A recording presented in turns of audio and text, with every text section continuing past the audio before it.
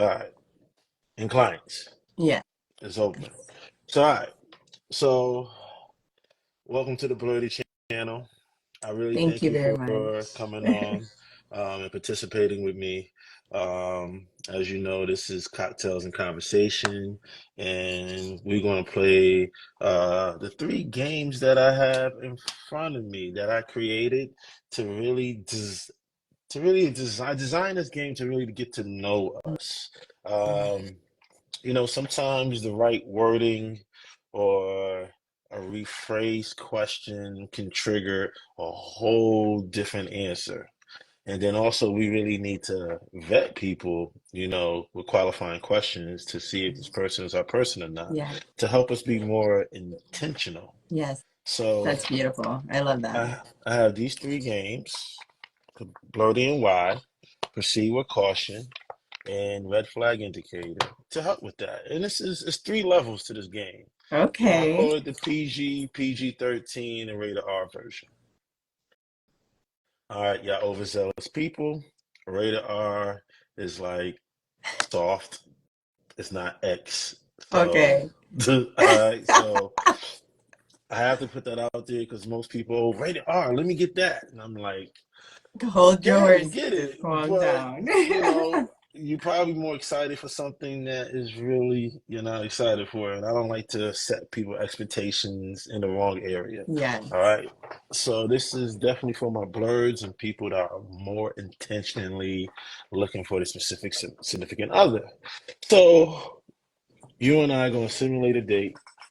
And as we simulate the date, we're going to uncover the things that you know, which, who you really are. You uncover on things that you like, and also we're gonna put this out there for this potential person that's gonna slide in your DMs.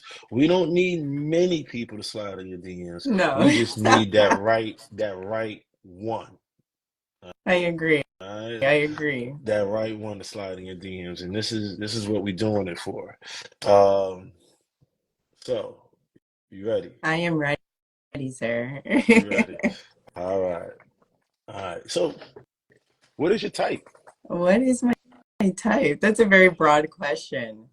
Um, I don't believe I have a type, even though I think if you get me talking, I think I do. Um, when I sit down and think of my ideal partner, I'm very attracted to leadership. And leadership comes in so many forms. So that's why I can't say it's a type. When we get into those feminist conversations, we always think like alpha, I want a really strong and this and leadership of that, but we don't realize that leadership comes in so many forms. So I just like leadership in that person's unique space. Mhm. Um, and I guess that's pretty much, my type. I'm very open. I think I'm sapiosexual, as they would say. So I'm very intrigued in the mind. So if you can, keep me in conversation, teach me, I can see you guiding me, leading me, um, you know, teaching me as well. Then I think that's my ideal type right there. Okay, okay. Yeah. All right. So height, it doesn't matter. Skin complexion, doesn't matter. Age range. Well, I try to stay in my community. I am not very fond. It's not that, outside the community there are not some beautiful people, beautiful spirits, but Hmm. I am very much in love with my community. I love my black men and I love my Afro-Caribbean men. And, And we love you too. thank you very much. And I want a beautiful Black family. And so, when it comes to that, I am very in love with my community and the Nice, nice. kings in our community. True, true, true, true, true, true. All right. So age range. Ooh, so that's so Sugar unique. daddies, Would you blender not say daddies. so? We're living in such a different world now. We have this younger generation between 24 and 25 that they are like stepping up because, the older generation is kind of slipping by. You have younger generations saying, you know, girl, you don't got to work. I got 3 jobs. I'll take care of you. You know, so and then you have the older generation that comes with a little bit of trauma, Mhm. but they are, you know, they're so beautiful. So I think that I wouldn't go lower. I would say like 26, 27. 27 would be, you know, I'm 32. So See, I was taught to never ask a lady their age. So I wasn't going to ask you that. Since you put that out there, you're 32. Okay. yes, no, I'm very proud of my age. I love my age. I love aging. I didn't realize once you get into your 30s, it was so awesome. I would have turned 30 a long time ago. Okay. But you know, I'm 32. I think the lowest I would go is like 26, 27. You know, there has to be a maturity level. I have a son. So, you know, if I'm going to be dating somebody, I want it to be someone that I can look at and say, wow, I would want my son to learn Mm-hmm. from you, you know? And Mm-hmm. so I definitely want that wisdom and knowledge for that person to be able to Mm-hmm. hold and bear in the right way. Um, Mm-hmm. but I wouldn't go past like maybe 53, 54. And 54. that's still really high Okay. in a sense. Not All really, right. because when you think about it, age is really a number. Just a number, It like truly Aaliyah said. is. The All right. mindset is really important. Okay. So, so you want more kids? I definitely do. I'm a doula, so you know I get so jealous seeing everyone have their beautiful family. I did not my first go around with having a baby, you know, it was at the ideal space that I wanted, you know, the marriage and so forth. So that is definitely something that I would love. Mm-hmm. And I would want, you know, a couple more little ones, you Mm-hmm. know. My father's side and my mother's side, they come from a really big family. Mm-hmm. So my dad has he's one out of 17, and Man, my grandmother is like one out of 15, 16 as well. that's My his dad family has like side. 8 children, my mom's 3. So I love a big family. I'm a Caribbean woman, but I want an amazing spouse. I will Mhm. not procreate again until I know that I am married All right, and so, solid. so the relationship goal is marriage for you to have another kid, or Yes, I cannot, uh, you know, I love it. I love my co-parenting relationship. uh-huh. You know, I would have to say it took a while for us to get here, but it's so beautiful. And I'm so proud of the way that we parent. I'm so proud of how he dads, you know, and I Mm-hmm. mother. Mm-hmm. But I would love to wake up every day and have my little ones at home and, you know, have that mother and father dynamic in the Mm-hmm. home. So that's something I'm really eager to All receive. right, great. This segues me to my first question. Oh. Kids or no kids, share your thoughts on parenthood and family life and the dynamic you would like. Yes. Oh, so as I mentioned before, I would love that, you know, mommy and daddy dynamic Mm-hmm. in the home. I would love to have many children, of course, home births and all the things. I'm very herby like that. Mm-hmm. I wouldn't mind, you know, even having a blended family. So if my partner does have other children, I do not mind. There's no number or limit to that. I think that human beings have their own experience and it takes time within their journey. And sometimes it takes a lot of evolutions. And if I found you in that right evolution Mm-hmm. and I happen to be the perfect partner to support you Mm-hmm. in your journey, I want to receive you with all that you come, you know. Mm-hmm. So I don't think that there's truly a limitation to what my partner, you know, how many children they had or how many baby moms they had. Of course, I would love to reflect and sit down with you and say, Mm-hmm. you know, we have 8 baby moms. What's going on? Why did, you know, how did this occur for you? You know, and dive into that, you know, into that conversation. But I wouldn't judge. But you really date someone that has 8 baby moms? Can you believe it or not? I would. I think it's the therapist in me. It's just, I understand humans on such a deep level. Of course, I would have to understand you, you know, like where are you right now? Mm-hmm. Are we on that same page? Are we on the same cycled behavior? And I think you can tell once you have a conversation with someone long enough, they'll let you Mm-hmm. know what their priorities are and who they are as a person and where they want to drive or where they come from and how they have evolved. So Yep. if I see Yep. that evolution, why not? Yep. My father is a man who's had 8 children, and I think my dad is an amazing man, and now he guides his family so beautifully. But Hmm. if a woman would have judged him then, I think they would never have given an opportunity. So Okay. I mean, that's a big gulp right there. Eight I baby mamas. I know, A lot of but women be why like, "Oh, he judge? for the Why streets." judge? Tell me, Mr. Blerdy, why judge? I mean, I don't judge, but I mean, just certain people just need to stay where they at. This is I mean, that's true. You know, I would do. ideally, if you come with two, that would be beautiful, or just one or none. I'm okay. I don't know if none, but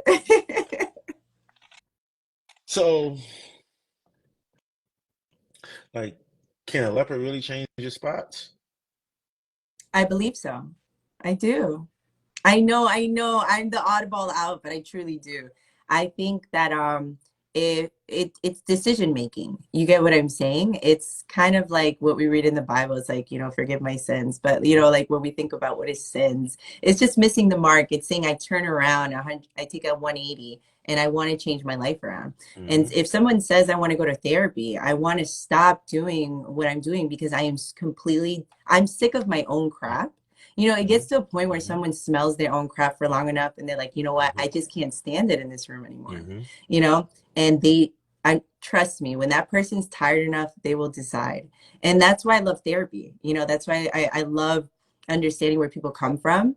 Because it takes time. You don't know what someone's dealing with. You don't understand where they come from. You don't know their nurture, their nature. You get what I'm saying?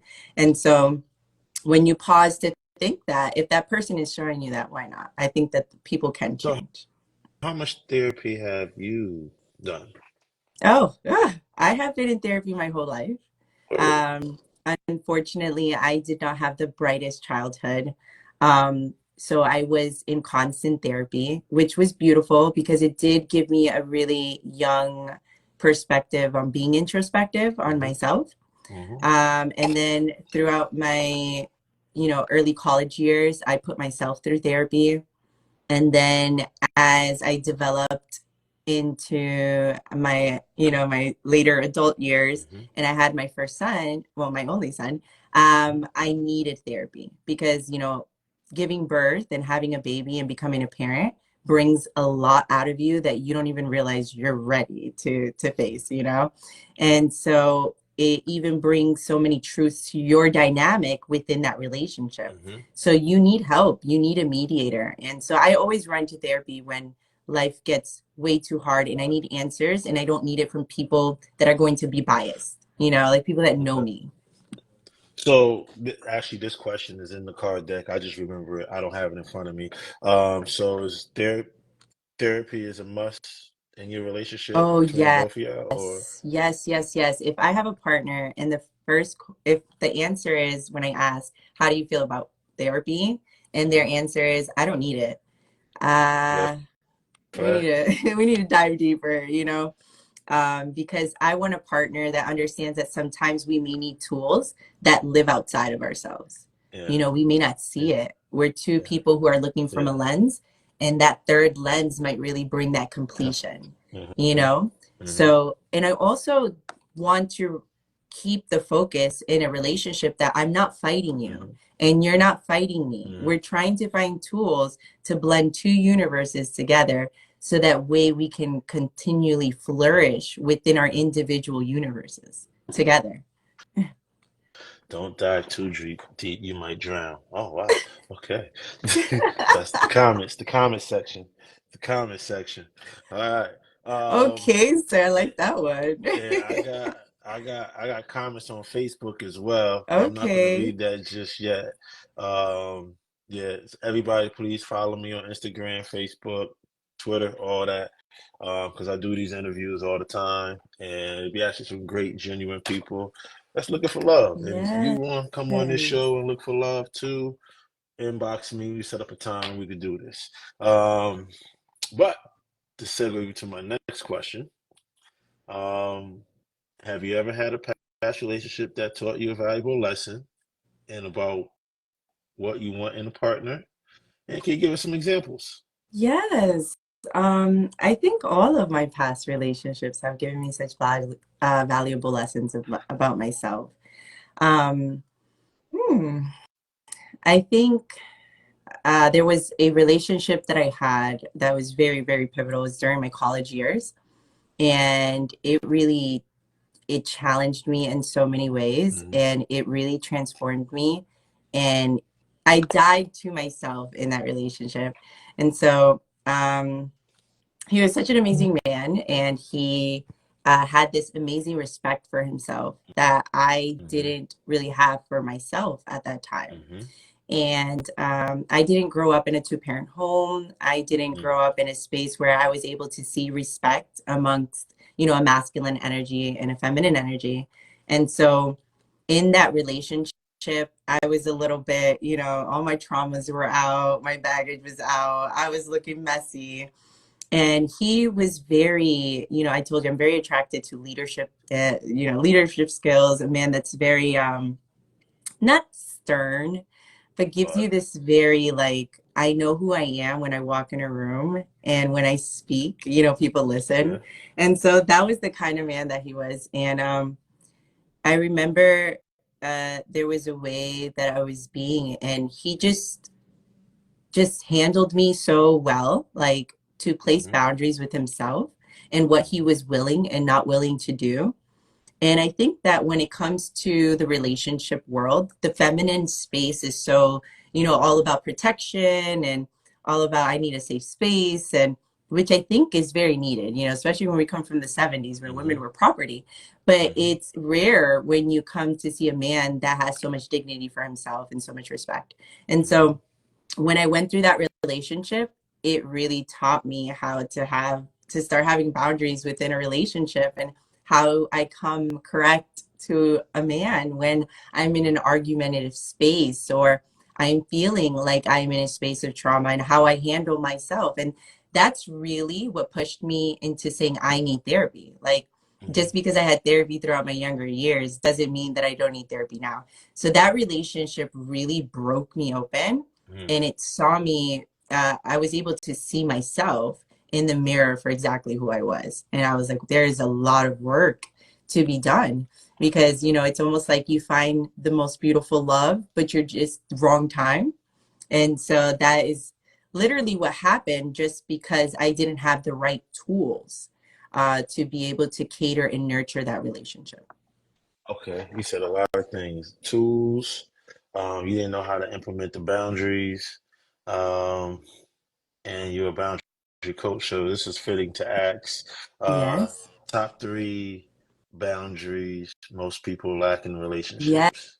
Yes. Oh my goodness. So top three are digital boundaries. That's number one. Oh my gosh. When it comes to relationships, people have this feeling of justification, and they feel an autonomy over someone else's digital world. And Mm-hmm. unfortunately, even if you are my partner, if you do not give me permission and we haven't had those discussions, and regardless if I have an inclination or I have a sixth sense, it is not my job to give myself permission and consent to look through your belongings and your digital product. Mm-hmm. Um, and that's really hard for people. So do you think it should be allowed in a relationship? I think that there should be conversations, because you can have boundaries as yourself and say, well, I don't feel comfortable being in a relationship where I don't have access to your digital property, right? Mm-hmm. And so we can dive into a healthy conversation of what that would look like, Mm-hmm. and what each party will feel comfortable complying to. But just sneaking behind your back and going through your things is a form of betrayal, and it is something that someone has to then heal from. Mm-hmm. Because even if I am doing something sneaky and we go into therapy, and let's say I'm cheating on you, you find out, you go through my things, yes, we Mm-hmm. can heal from that. But now I have PTSD, that my things are not in a safe space, that you could always do this to me again, that it's this feeling. And I think it's so much better to just confront your Mm-hmm. partner and say, I have this sixth sense that you're not being honest with me, and I would love if we could talk about boundaries within conversations that you may be having with other people, or relationships that you may be entertaining that you don't think may honor our relationship. You see how different that may come across Yeah. versus I'm just going to take your things. Okay. So the social media, digital boundaries, the 1, 2, and 3.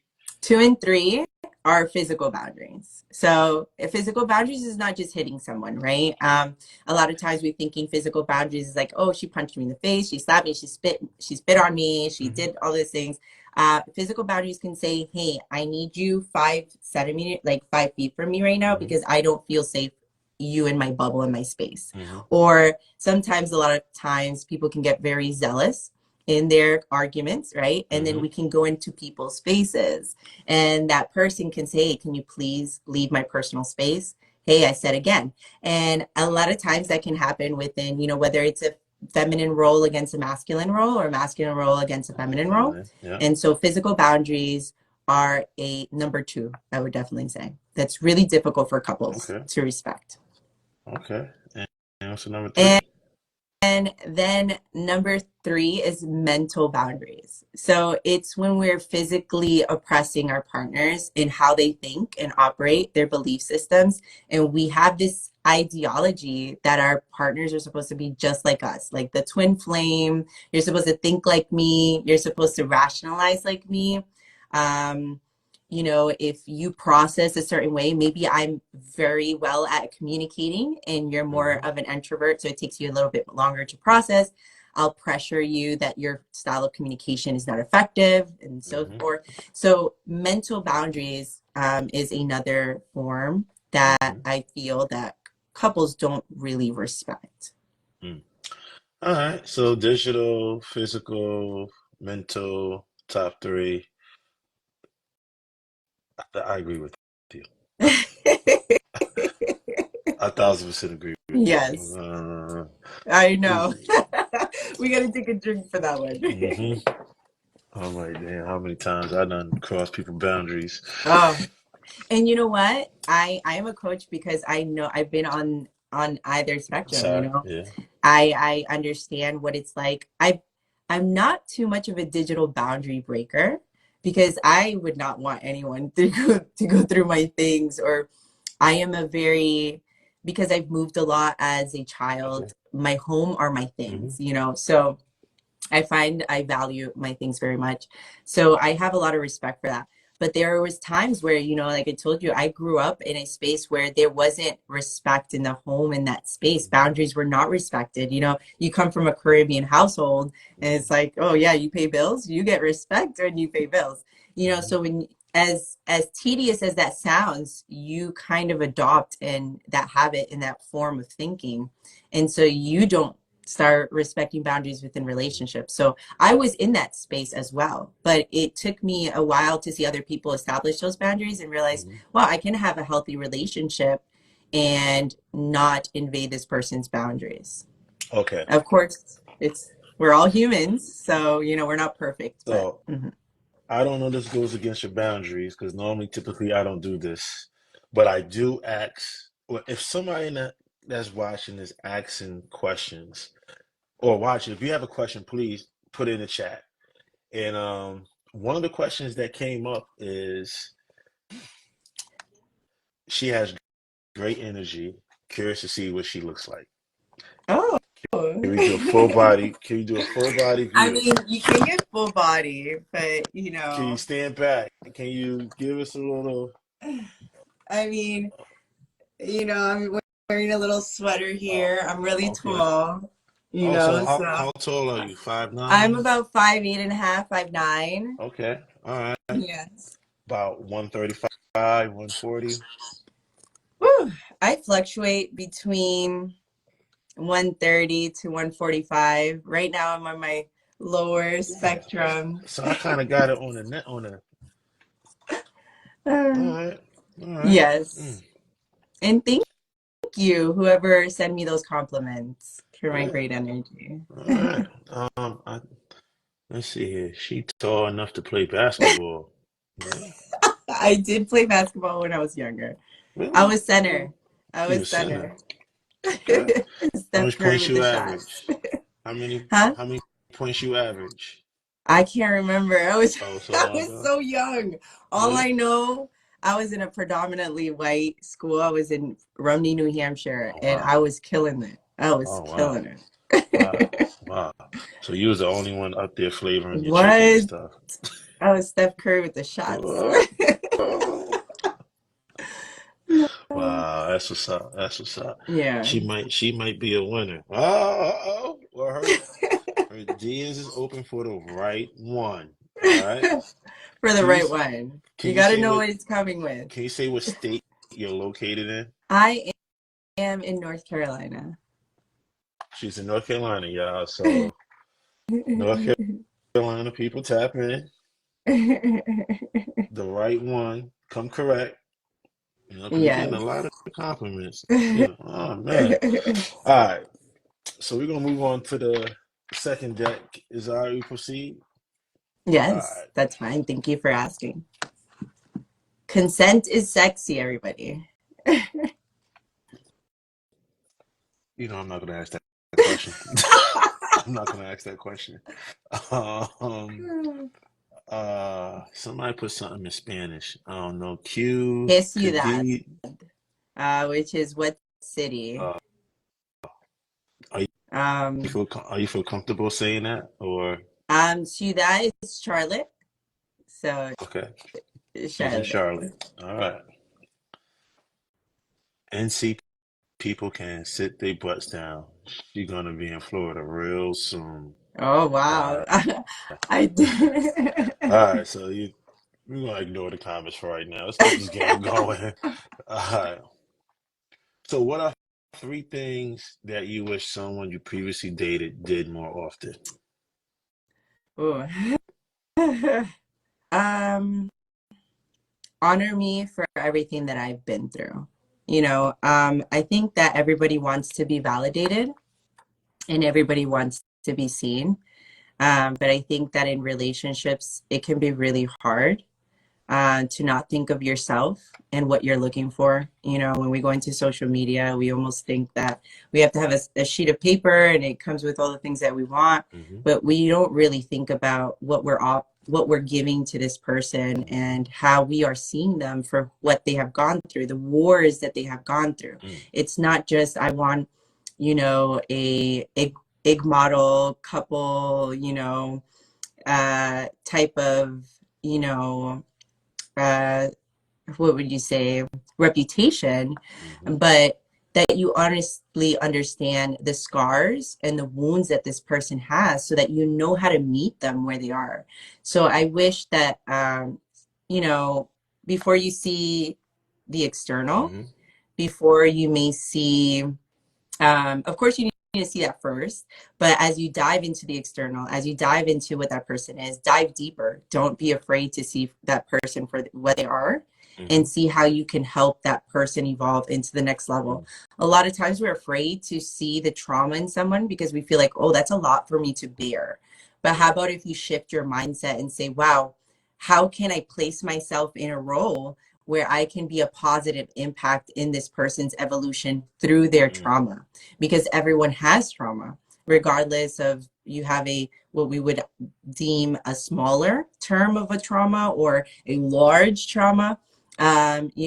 I think that everyone comes with it. So And that was I would have and that loved was that. simply kind of release the burden of some of that trauma with that approach. Yes, Um, yes. And you create wow. more intimacy, Hmm. so much more intimacy. Hmm. Okay. We dive so deep into sex, but when you understand someone's trauma, I mean, then you can really dive into intimacy, and then sex becomes healing.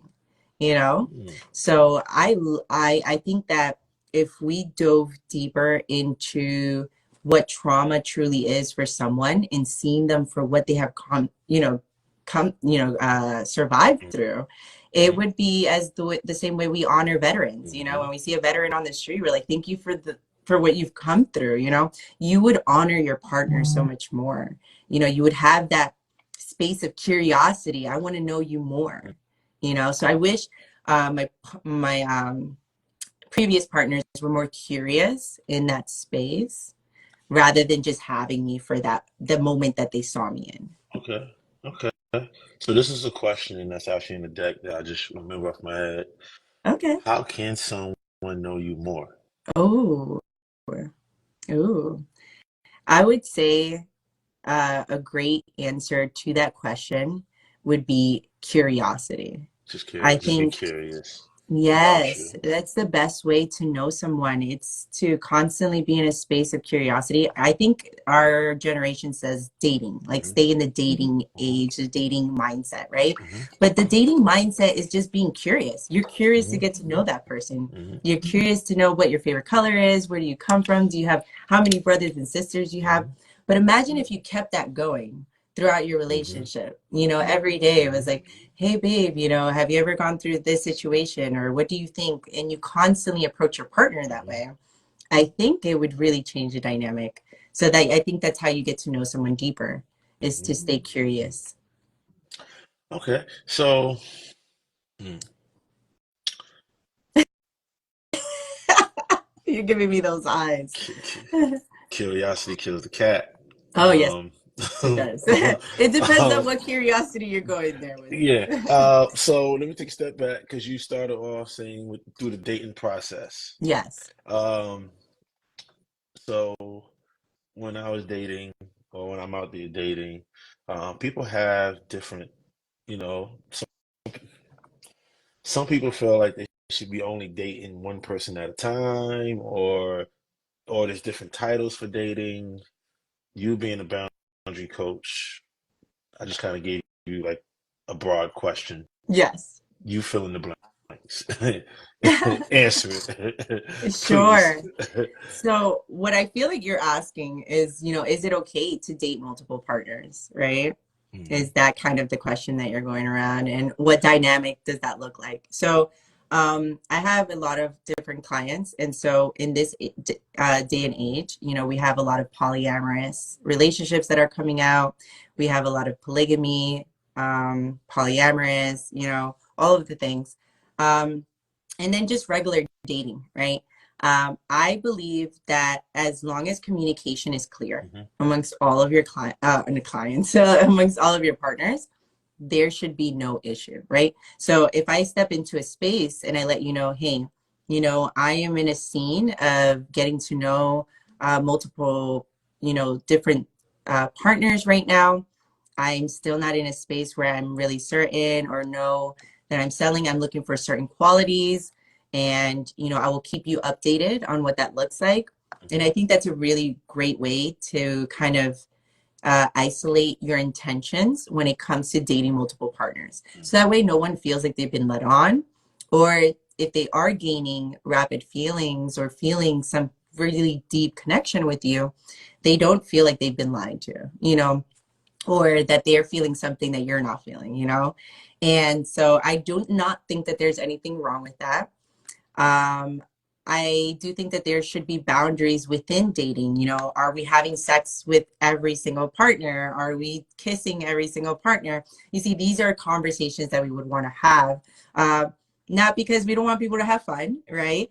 Because we want to have healthy hygienes, right? And Hmm. especially right now with STDs going rampant, people are not having really honest conversations.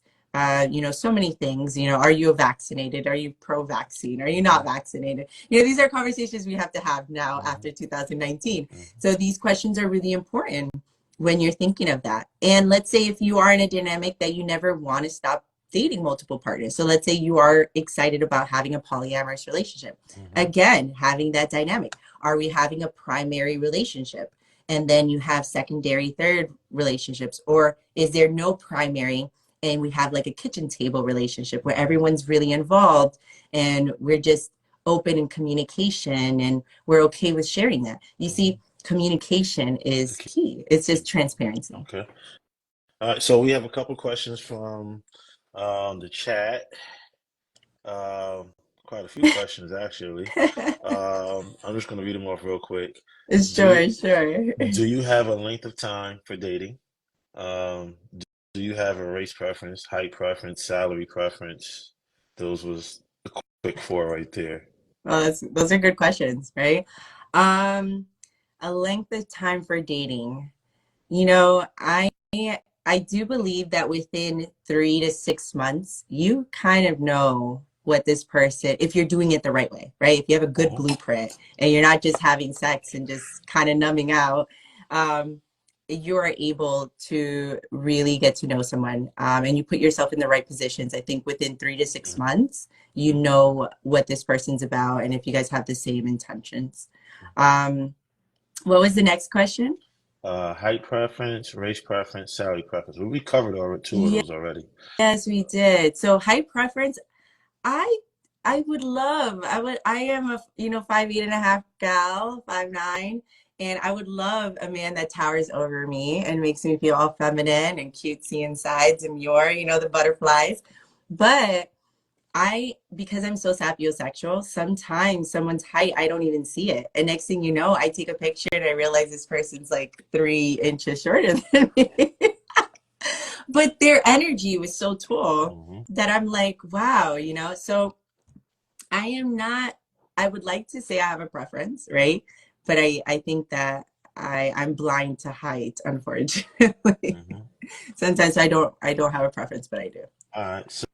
So salary preference was the last question Salary she had. preference, right? So there is this saying, was it from Living Color? I think it's the TV show where she says, I want a man who has potential, and this man who has potential will never be broke because he's a man that's always going to be going for the next goal. He's going to be hustling. He knows how to put his family in position. So it's not about salary. It's truly about the mindset of the man that I meet. So sometimes you can have a man who's making, I've had partners who's making 200,000 a year, and that's beautiful. But were they completely in the space that they needed to be open for our relationship and dynamic, having all the tools? Maybe not so much, right? So I do not think that salary really makes it. It's really the mindset. So if my man can make money and he is eager to do what it needs to do, I'm here to make that happen. I'm an entrepreneur woman, so I know what that looks like. Mm-hmm. Okay. And another question, which we got to circle back a little bit. Mhm. To Kenya asks, how do we normalize this in dating when everybody's expecting to be healed? So I guess it's when you're talking about the healing journey and you're not fully healed, Yes. and everybody expects you to come healed, Yes. but Oh it's man, that's such but a it's a deep question. yeah. I love it. I love it. Yeah, so a lot of my clients will tell me, I can't get into a relationship until I'm fully healed. Let me tell you, sweethearts, the truth is you will never be fully healed. We are a fully evolving human Mm-hmm. being. And so every moment as we get older, we start to remember even more of our childhood. We remember more things. We have more of an understanding. We have more maturity to really understand what has happened to us or what we have gone through. Mm-hmm. So it's a constant healing space, depending on the stage that you are in your evolution. Um, I think that you have to have a really mature mind in front of you to understand that who I am today is not who I will be tomorrow, and who I was yesterday is not who I am today. Okay. And if you can understand and be willing to be flexible enough and have that bandwidth to stretch with me Mm-hmm. in my healing journey and Mm-hmm. understand that I'm going to be willing to do the same for you Mm-hmm. because you're going to show up the same way and I want to support you in that way, then that's a great mind. But if there is a mind that's sitting in front of you and saying, well, where's the work you've done? You've been in therapy for X amount of years. Where's the work? I need to see it. Give me the receipts. That may not be the type of person you want, because you don't want a person who is going to constantly kind of bring out receipts to see where you're at, but Mm-hmm. remind you of the work that you have done to Mm-hmm. be where you are today. Mm-hmm. So I tell my clients and anyone that asks me advice, show up as you are. If you don't, the worst you can say is, I can't handle this. I can't be with this. This is not what I envisioned. Mm-hmm. And you know what? You should gladly be like, thank you so much for letting me know that this is not what you're looking for. And I pray that you do find something that you want. So show up where you're at, let them know that you're healing, let them know your healing journey. And if they can't accept that, then you should be so grateful because that person just took themselves out of the list. Yeah. Mm. See, I just spoke with a guy who makes six figures, but wants me to go half on the monthly bills with him. Oh, that leads into the next question. So Travis Kelsey's ex-girlfriend made that viral moment. Do I look like I go half on bills? Like, what are your thoughts? What is the Whew. financial home situation?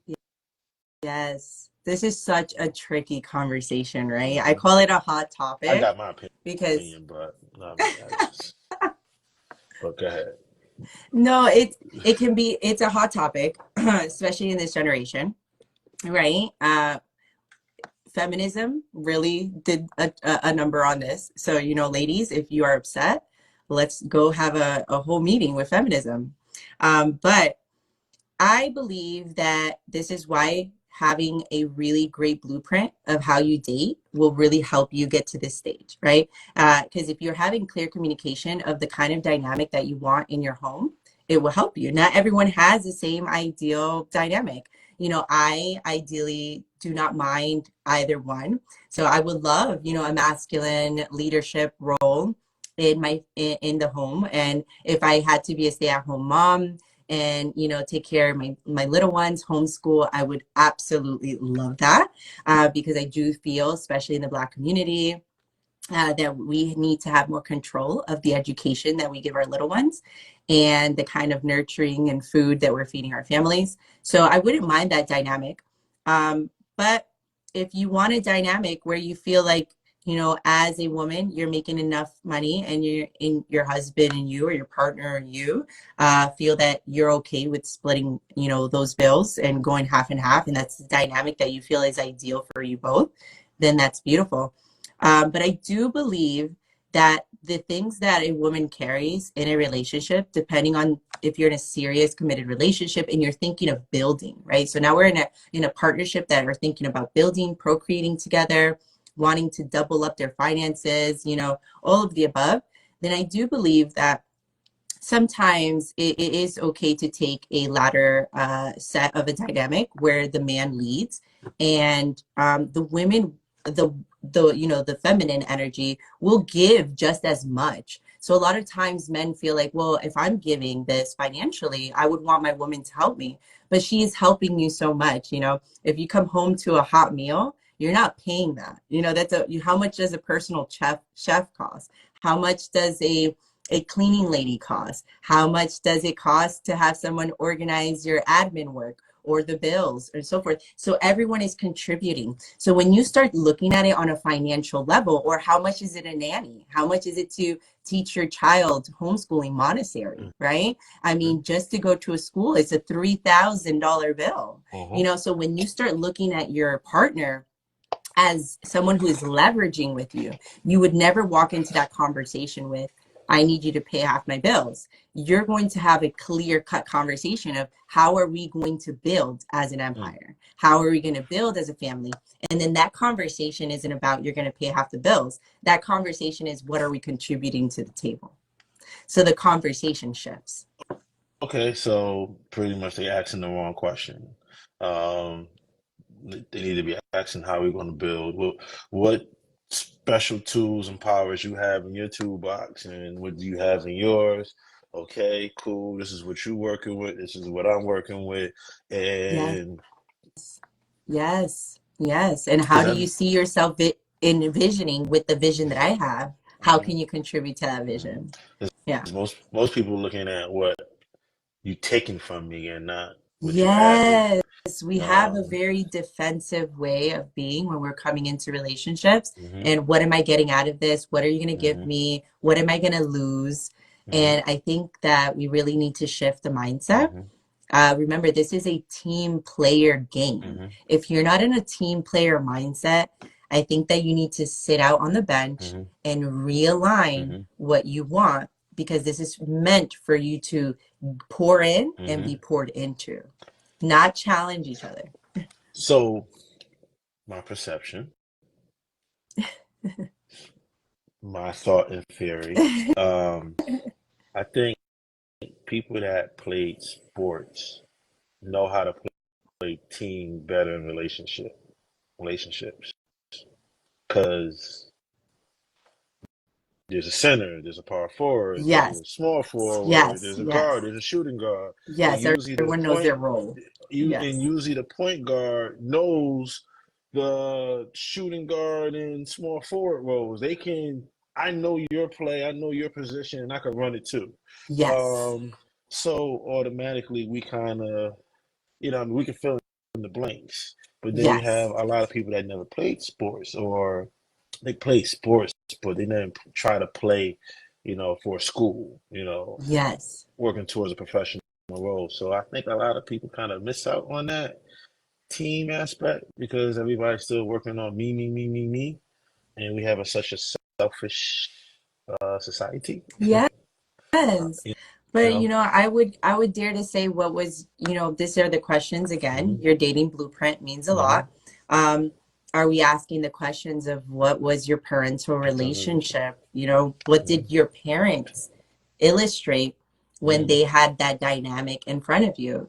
So you will always illustrate the dynamic of your Hmm. parents and you will always play that out.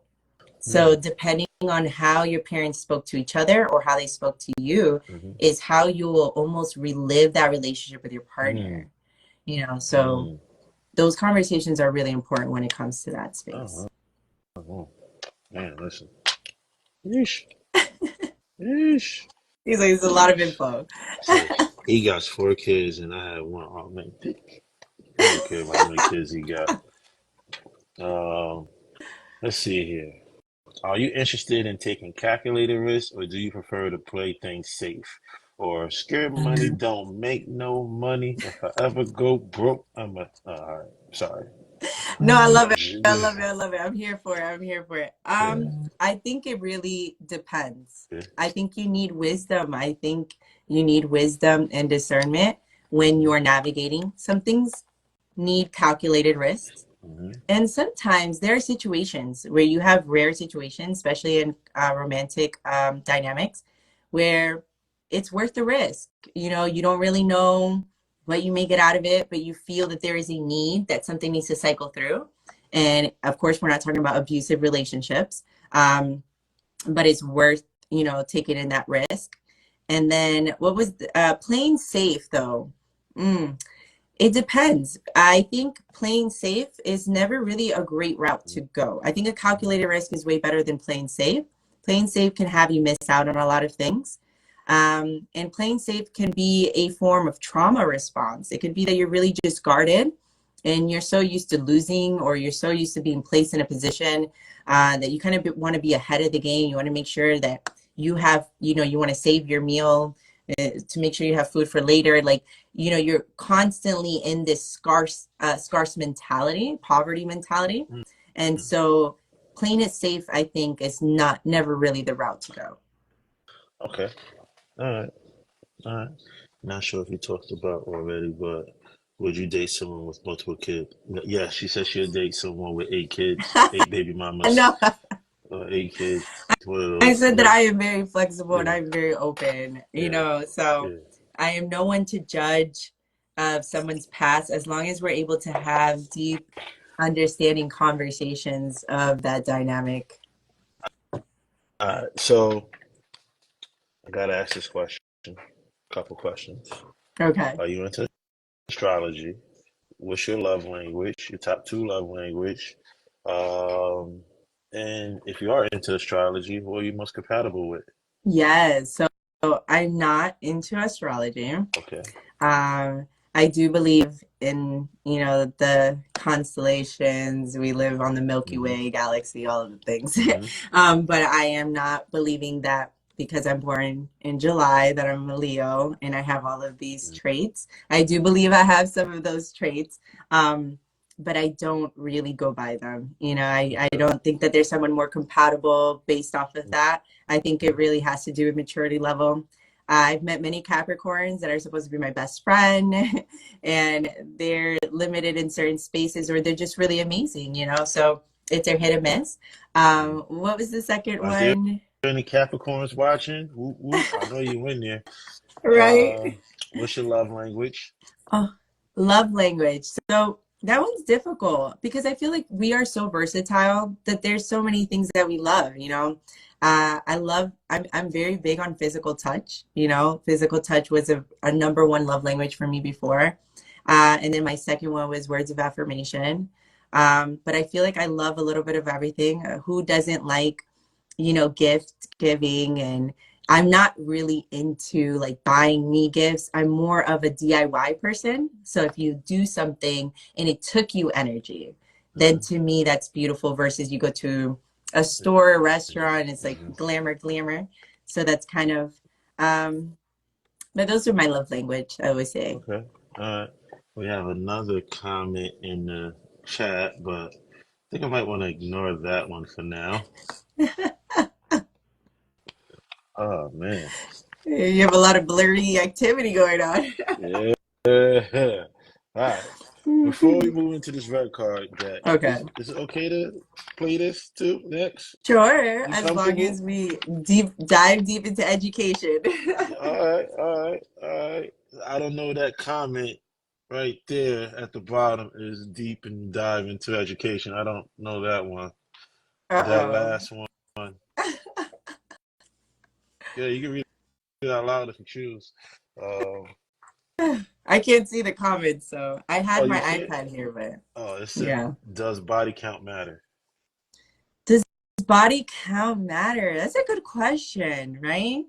Um, I think sexual health matters, you know. Let's talk about that. I think body counts matters as in, again, let's dive deep into the past, you know. What was your relationship with sex? I think that's a better question. You know, were we very promiscuous because there was a need that needed to be fulfilled, or was it just because we didn't, you know, we felt like we had a need that needed to be fulfilled? Um, why if there was very little time between your next relation your sexual partner between your Hmm. other sexual partner, why Hmm. is that? You know, what was the need to have such consecutive partners back to Hmm. back?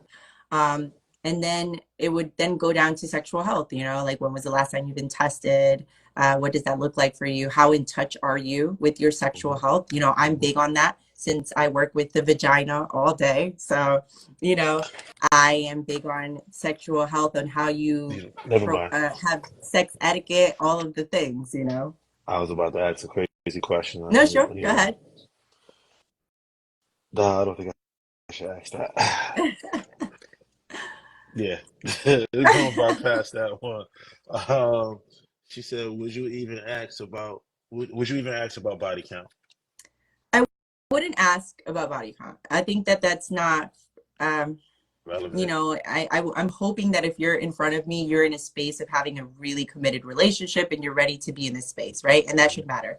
Hmm. So I wouldn't really ask. I would frame my question as, what is your relationship with sex? You know? Do you have a healthy dynamic? Are you addicted to porn? You know, do you have a realistic view of sex? Um, do you see sex as something that's just pleasuring to you, or is it something that you can learn and heal with your partner? Um, do you see it as something that you can just kind of escapism, a dissociation, that you kind of just want to have sex and kind of just forget, you know, the realities of your life? Hmm. And so that would be my questions. I would frame it in, what is your relationship with sex and how does it affect your day to day? You know, I have a maybe this is kind of off topic, but not off topic. You're not a sex coach, are you? No. I think boundary coaching is coaching within all dynamics and frames, you Okay. know? But well, So, maybe I should rephrase it. You're not a pleasure coach. not a pleasure coach, Do you? but when I work with my pregnancy clients, Hmm. we do speak a lot about sex, as sex changes when you're pregnant. So we talk about different positions that are great for you during those times. Hmm. What does that look like and what healthy sex looks like? So I'm really, I coach on sex. Okay. Clients, potential clients, or DMs is open. Yes. And if you go on boundaries underscore coach, you will see my link and you'll be able to create an appointment through there. All right. So, red card, red flag Uh-oh. indicator. Is it acceptable to discuss issues with your issues within your relationship with your friends or family, or do you believe in keeping things matters private? This is a hot topic again. um, I believe that there has to be respect and honor in your relationship. Mm-hmm. You know, the more things stay in house, the better. Mm-hmm. Why is that? So I do not believe when it comes to your therapist, when you have a coach, a relationship coach, they should be fully involved. These are people that are not biased. These are people that are here to truly see you win as a relationship and as a couple. Now, why should we refrain from discussing our relationship status or relationship dynamic with our friends and family? Is because one, they see you in a very different way. And so the way that they see you can be in a very protective manner, and they feel like they have to protect you from your partner. And when you're married or you're in a committed relationship, you guys are one. So you guys are moving as a unit.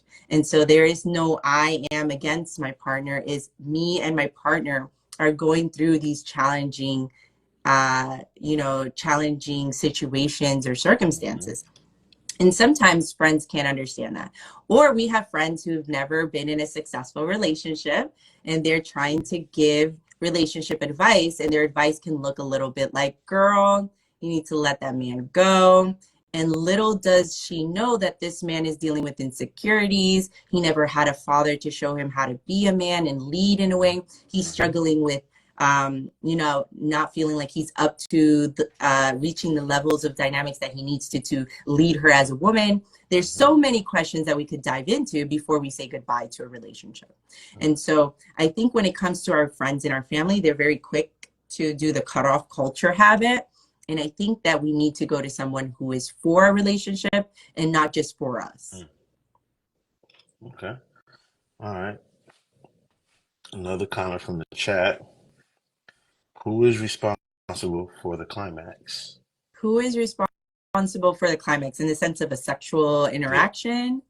Both parties, right? So I believe the party who is receiving the pleasure should be aware enough of their body to understand how their body works and the things that they like and the pleasure that they like to receive, and that they should have clear communication and good communication to relate that to their partner, depending on where they are. You know, are we having a quickie? Are we in a space that we just want to get an orgasm, or are we in an exploratory space with our partner? And so the other partner has to understand, are we in a pleasure giving space? So if I'm in a pleasure giving space, I want to of course make sure I'm a very much part of that climax and my partner is engaging with me. Remember, because we're never doing something just for us. Sex is something that we contribute to both of us. It's a So I think selfless. both parties Yeah. are very much in charge of climax. I'm not gonna ask that question. I'm not gonna ask that question. It's getting off. It's getting off. He's like a little bit too much, a little too Yeah. raunchy. Yeah. Yeah. Yeah. It's the Hennessy. Sorry. Oh, yes, But that's it's the right. That staple Hennessy. drink. Have you talking Yes. crazy? hmm I'll let the comment section do the. And Um. bring it up. I All got you. right. All right. Um. Hmm. If you are planning a wedding, right? Where, how much should the man spend on a ring? How much overall you will spend on a wedding? You know. Yes. Oh, I am the wrong gal to ask this question to. I am so unmaterialistic.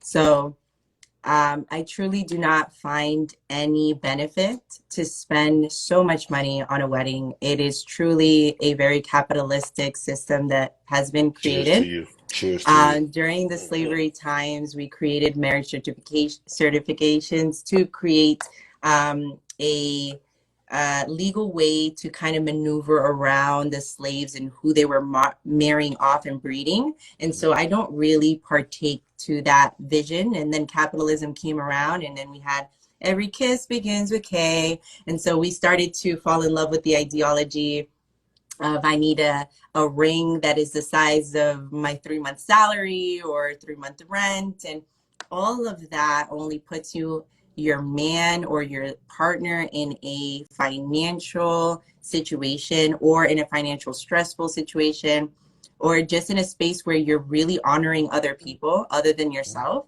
Sometimes you're in a wedding and you're hosting more like other people than you are truly enjoying it. So in my ideal, in my perspective, I wouldn't mind something very simple, even getting eloped or doing something simple through the court. You know, you sign it off and you go, you have a beautiful honeymoon or something, you know, not too glamoury, something not too crazy. And then you put that money into a beautiful home or real estate property.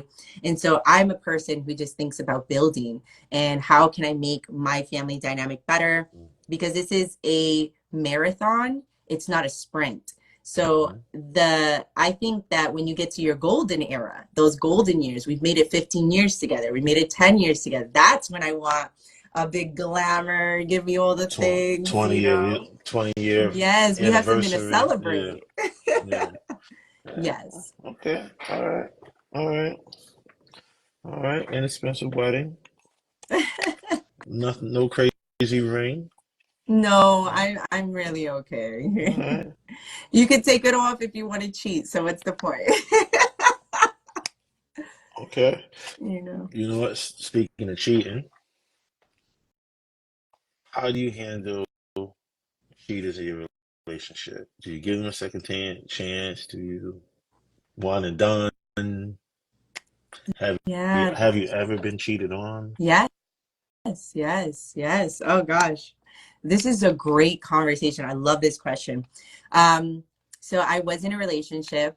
We're great friends now, actually. But I was in a relationship where this man could not stop cheating on me. He cheated on me every other day. I couldn't, and we lasted a good 3 years. I loved that man very much, and he was going through a lot during that time. I think that it was a really difficult dynamic for him to understand because he had a parental um, illustration, and what was given to him was sort of what he was doing. So he didn't know what to do other than what he was doing, you know, and we were really young. He didn't know how to express himself and what was going on in his mind as a man. And we were trying to play house. So, you know, it was a lot going on there.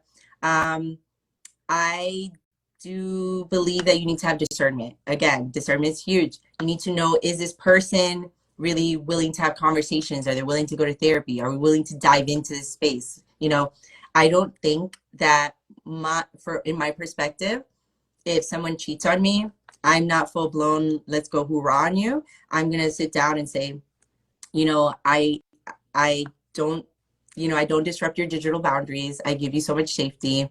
I'm very open. What's going on? What happened? Where did I not meet your needs in this space? Is there something that's happening in this relationship that you felt that you needed to find something elsewhere other than our safety and our space? And if that really, there's no really answers there, and there's nothing to dive into, then I'm separating, not because this person's a cheater. I'm separating because this person doesn't know where they are. They're not understanding the dynamic that they want, you know, because sometimes a person's cheating because they feel like, you know, I'm not meant to be in just a monogamous relationship. I feel like I want multiple relationships. So you communicate that, right? You say, I feel like I evolved past monogamy and I feel like I'm able to handle multiple romantic relationships. So then we talk about that, right? But sometimes we are doing that because we don't feel enough. Maybe our partner is not validating us in our way, and we feel like this girl, she's my work wife, and she knows how to really throw in those compliments. And she cooked me dinner the other day, and I'm feeling super loved and I'm feeling super seen, and my wife hasn't done that, and we just had a newborn baby, and we're not touching and we're not communicating, and it feels really cold. You see, these are conversations we want to have. So I don't think that once a cheater is always a cheater. I think that we need to have these conversations and really dive deep and see, okay, is this a trauma response? Is there something going on? Are you a neurodivergent? Are you bipolar? Are you having a episode and it's, you know, are you a nymph, right? These are conversations that we need to have and we shouldn't be ashamed of. And I think if we as partners created more safe spaces, our partners would be more open and they would be more open to talk about these things, and we would have healthier dynamics of relationships versus grabbing the camera and shaming your partner and doing all of the things, and then you look crazy when you're back with them, you know? So I think that open conversation can heal so So many much. things. Yeah. So many things. All right. We've been on for an hour. I could keep going. You want to I keep know. going? I could It's so keep good. I going. love these questions. We I could, could do this all day. all right. I gotta ask because you live 3.5 hours from Atlanta, Yeah. and a lot of Atlanta guys are migrating to Charlotte. Oh, really? Would you date a bisexual man? Would I date a bisexual man? That's a very interesting conversation. We would have to have some deep conversations. So, what is this? I would want to know if this person knows themselves. Do they know their sexual preferences, their dynamics? Are they a person that says, "I don't know who I am. I kind of just go with the flow. I don't feel comfortable with that kind of person who expresses themselves in that space because." At any moment, it can feel like the rug can just be pulled from beneath my feet, and we're in a whole different dynamic. So I would need to know, do they understand themselves fully? Number two, where does that feeling of attraction for male attraction comes? Is that, let's dive into that, right? So there's nothing wrong, I believe, of how you express yourself as a human being. But let's talk about the traumas. Are we relating to a masculine energy? What was your relationship with your parents? Where does this come from? Was there ever any type of, sexual assault, a sexual abuse? I would want to dive into that deeply and then discuss what do you find in a masculine relationship and what do you find in a feminine energy relationship, and why would you be interested in both? And then what does that look like for you if you are in a primary relationship with a feminine energy? Do you want to be in that long term, and do you want to procreate with that person? Um, if not, what does that look like? So what if a man come to you and want to open up the relationship? Have you and I guess polyamory. Yes. Yeah, so that is a really great question. So, of course, I am a faith believer. When you look into the Bible and you look into different things, you see, multiple polygamy relationships, right? And so I do have a very flexible and open mind to polygamy type of dynamic relationships. I do believe that if a man is able to sustain a household and have multiple relationships, but be able to sustain each relationship on an equal level, both financially, mentally, and spiritually, then he can grow that family, right? There's a uterus that can only grow a baby 9 months. My husband can have babies multiple, right? He can keep going. And so I believe with a accurate conversation, clear boundaries, um, therapy, right? We're talking all of the things. We have a foundation. This is not a unicorn party. I'm here to entertain myself, or here to entertain you, or here to spice things up. No, we're building a family dynamic. This person may carry your child one day. This person will mother my child with me. That kind of relationship and dynamic, I am very eager to have a conversation on. Yes. Okay. How often do you find men that want that relate that dynamic and they can't even meet up with two of the ten? Exactly. um, I feel like every man comes up with me with that. And they're like, how do you feel? And when I start asking them the questions, they do not know how to respond or show up. So I think that a lot of men have this beautiful fantasy, and I can understand it. Women are beautiful. We have very curvaceous bodies. We have so much to offer. And there's so much beauty. I mean, that's why sex was created. Sex was a place of healing. It's a place of giving. It's a drink place to of that. pouring into? And so why not? When you have something good, you want more of it. But the reality of it, as somebody who works with the vagina full time, it comes with the universe, right? So the vagina doesn't just come, I insert it and I have a great time and that's it. It comes with a role and a responsibility.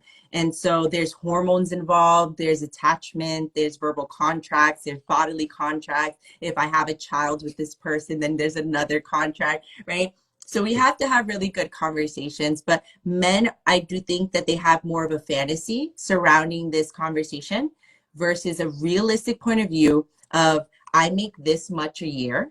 I could sustain 3 women at best. And I am emotionally healed to be able to support 3 women emotionally while they're going through their phases, their moon cycles, while they're having my baby, while they're cultivating life, while they're leading Retrograde. my family, right? While other women, they have different skills. So how do I honor my wife, my primary wife, who's great at dynamic of the household, but my other wife is great at financial dynamic? How do I make them both feel seen? You see, how do I have healthy conversations, argument styles, all of these things? These is you have to be very mature to have that kind of relationship. And I don't think That's half like of the people that 2% of have men. these kind of, huh? That's 2% of Yes, men. 2%. I would give it 2%, three, maybe three, but 2% for sure. Yeah. All right. All right. I have a lot more questions in this red deck. I kind of just want to reserve those. I feel I'm going to have you back on a I lot more. would love to. I have so many questions for you. Let's start off. What do you prefer in your relationship? You prefer transparency or honesty? In my relationship, transparency. You prefer Yes. transparency. Because honesty, you can still hide behind certain honesties. Like I can give you a part of my honesty, Hmm. but transparency is I'm showing up to this raw and naked. I Hmm. need raw and Hmm. naked because we can get to all the little crevices and Hmm. little things that you feel that you don't want to show me Hmm. if you come to me transparent and raw. The last woman I asked that question to, she said both. And I said, Yes. you can't handle both. No, no. You need to start with one. You need to Yeah. start with one. Like, Yeah, either you want honesty and then we get to yeah, transparency, or you get transparency and we lead to honesty. yeah. And I love transparency so much more. Okay. That's what's up. That's what's up. Yeah, 'cause, I'm honest to a point because you can hurt people's feelings and there's no coming back. Exactly. You can have a And guard up with honesty. I'm yeah, going to give you this much. yeah, You're being honest, yeah, right? yeah, yeah. But are you being fully transparent? Now, transparency is like I'm going to say it, all of it, whether you like it or Yes. not. Yes. Even I'm if you didn't showing up ask, fully. even if you didn't ask to hear it, I'm going to give it to you Yes. all. Yes. And most people run from that honest, that Oh, transparency. They run what? from it. That's Oh why my a lot of God, he's relationships crazy. start Oh, to fall apart. yeah, Yes. yeah. Which forces me not to be so transparent. Yes. Yes. You have to be careful because not Yeah, every safe space is safe a safe space. space to be transparent. Yeah. Yes. So how do you determine if the space is really safe? Mm. The person will let you know based off of their character. The person will let you know based on how they approach you and how they create that safe So you space for you, saying right? you got a breadcrumb it, Mm, throw out little testers? sure, yes. You want to. You want to continue place yourself in situations where you want to see how this person reacts and how do they uh, what is their perspective on the dynamic of that type of conversation, right? Hmm. What does that person do when you come to them with a fault? You're making me feel this way. Does that person receive you with defensiveness or, wow, babe, I'm sorry that I made you feel that way. How did I make you feel that way? You see, Hmm. there's a curiosity versus you saying this and I need to Hmm. defend myself. And so, you truly can see if that person's able to have a safe space. If the person is more about taking care of themselves and making sure that they have show good face, 9 out of 10, they're not going to create a safe space for you because they're so worried about being accepted and seen and validated that they're not seeing that they're not creating a safe space for you. And even if you do say that, it can even come off as accusatory, Hmm. and they might even go in a more combative space and energy. Mm. Okay. All right. I got so many questions to ask you. Oh no, it's okay. I could continue unpacking that one. I could go on to the next question. Um, what occupation you won't date? What occupation would I not date? Yeah. Hmm. A porn star. I would not date a porn star only because of the rigorous work.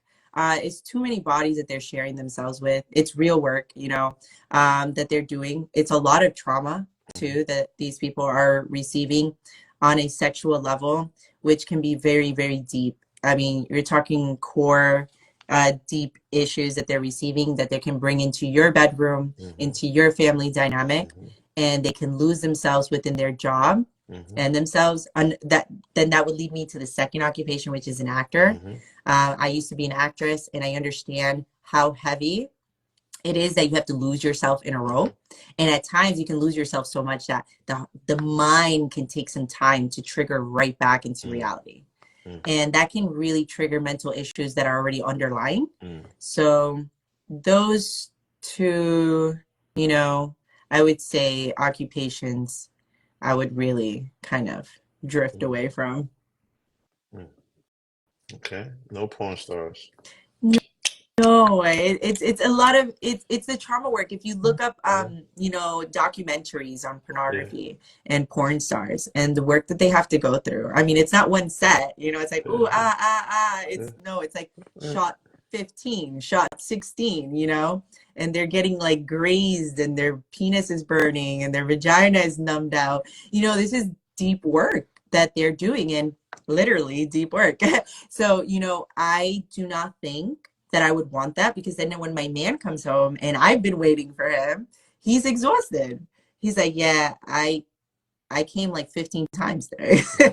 Like, I don't have it for you, baby. You know, Of dry so I heaving. think that that's really intense. That's too intimate. Alright, this is for my fellas.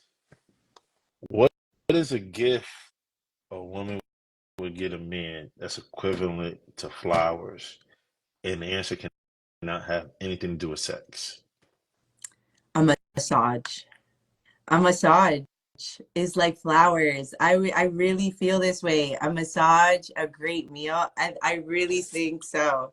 I have, I don't know if you've ever had a woman really take the time to be able to set up a beautiful space for you. The reason why is because I think that men are always looking to be validated and to be seen. You know, the work that I've done. I've done this X amount of work. I poured in this much. You know, I brought the bacon home, babe, you know, and they want to feel that way. And I think if we're not doing sex, I think men are very into touch still. That is kind of how they express themselves. They find a space where they can kind of relax. The world is really tough. There's a lot of responsibility. There's things they cannot share. They can't be vulnerable in. And I think a massage really brings all of that out. There's intimacy, there's touch, there's vulnerability, there's ability to be tired, to be exhausted, to look and feel that way and not have to feel like I have to play a part. So massage is just as beautiful as bringing flowers. Okay. A massage. Not to the Chinese massage No, place. no, no, no. That goes with happy endings. And that if you know, if we're in partnership and if you're my husband, baby, I got you. You don't need that. Right? All right. All right. Oh man. Happy endings. All right. And that's another thing, you know, the happy ending is just as important. So I think for men, sex is very different. So I think that that would be like flowers as well. So if there's no sex, of course, massage, a great meal, you know, foot massage. I'm talking full body, from the cranium to the feet. All right. Okay. This one for the ladies. All right. What is the difference between a woman wanting to be a wife versus a woman that just wants a husband? Ooh, let's talk about that one. That was a really deep conversation. That's a really deep conversation. Um, One wants status and validation. I mean, look, Mr. Blerdy, it keeps coming back to the same thing. It's validation and wanting to be seen. So a woman that wants just a husband, she wants the validation to say, I am a wife now. I made it to this goal and I have something to show for, right? Mm-hmm. A woman that wants to become a wife understands that she's dying to herself. She's saying, I am willing to get into a space of submission. Mm-hmm. I want to be in a space that I want to honor and nurture my family. And I am at a space maturity wise where I'm willing to see myself for who I am and what I can offer, the things that I can work on, so that I can make my partner a better person. So that I can be my partner's helper. So I can be the person that helps my partner evolve into what they're meant to be. So one is of service, of giving, of pouring into. And another one is, I got a ring. Can you It's see a me? wife. It's a Yes. wife. It's a fiance. Yes, I yes. hate that. So there's a Hate that huge shit. difference there in a Yeah. mindset. So a lot of times you'll see the girl that is so excited to get the ring, the status, she's more dependent on what she's looking like, what that wedding is going to look like, what is that going to offer.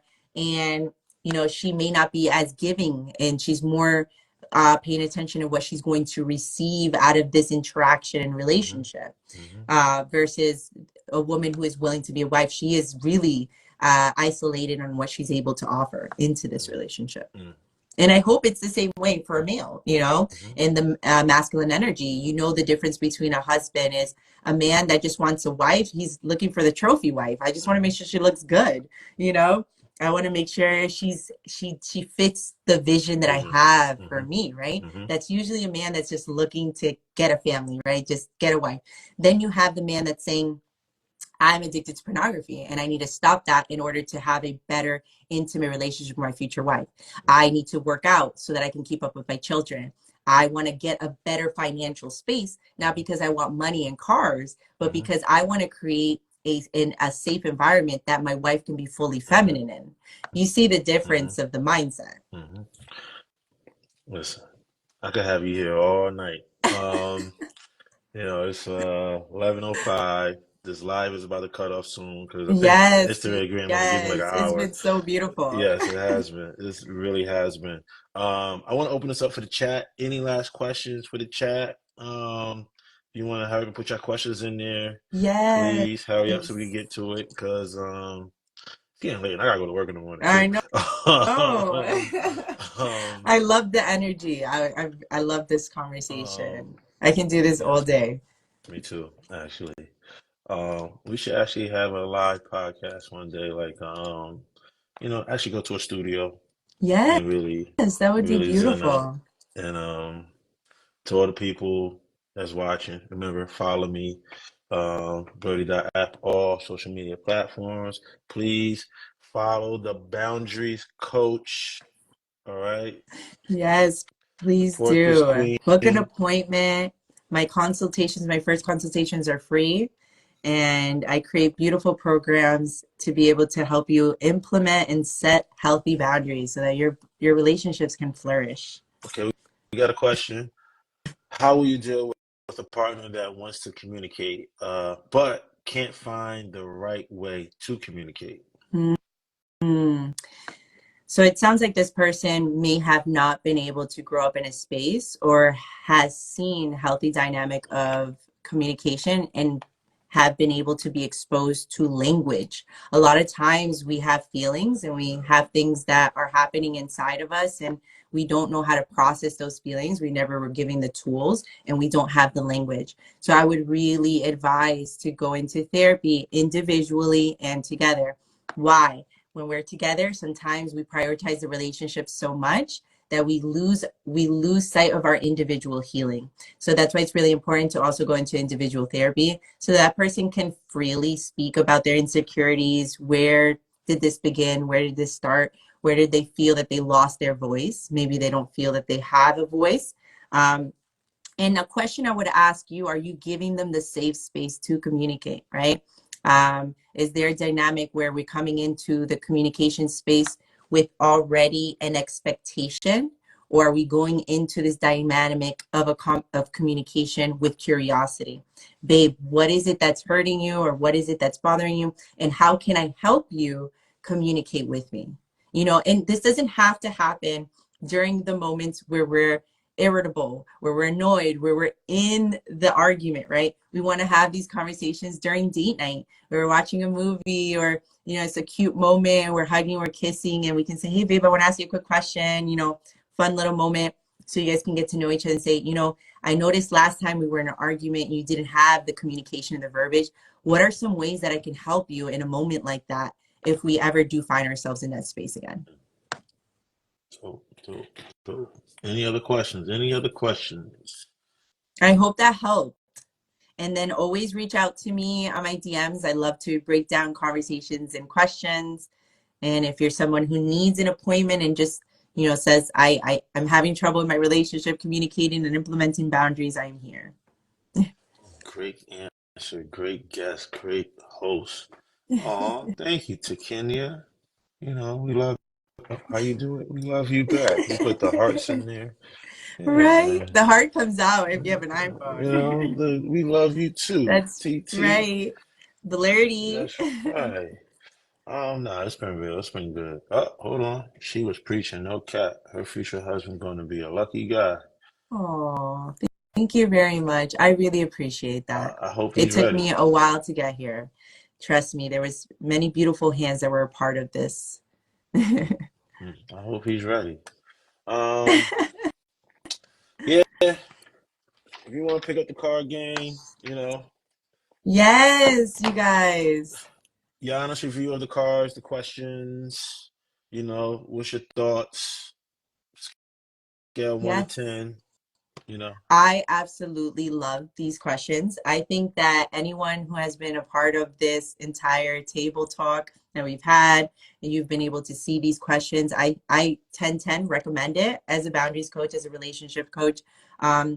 These are questions that you want to really ask. These are questions that you want to dive deeper into, especially if you're thinking of being intimate with someone, especially if you're looking to have a serious relationship and grow and multiply with someone. These are great conversation starters. I love it. And it For helps you sure. stay deeper within the basic level. A Mm-hmm. lot of times we're just right here, surface level, and we don't get Mm-hmm. any deeper. So Mm-hmm. this is really amazing. And I loved it. These are Mm-hmm. great therapy Mm-hmm. questions. These are great. It helps you think outside of the box, questions that you won't even think about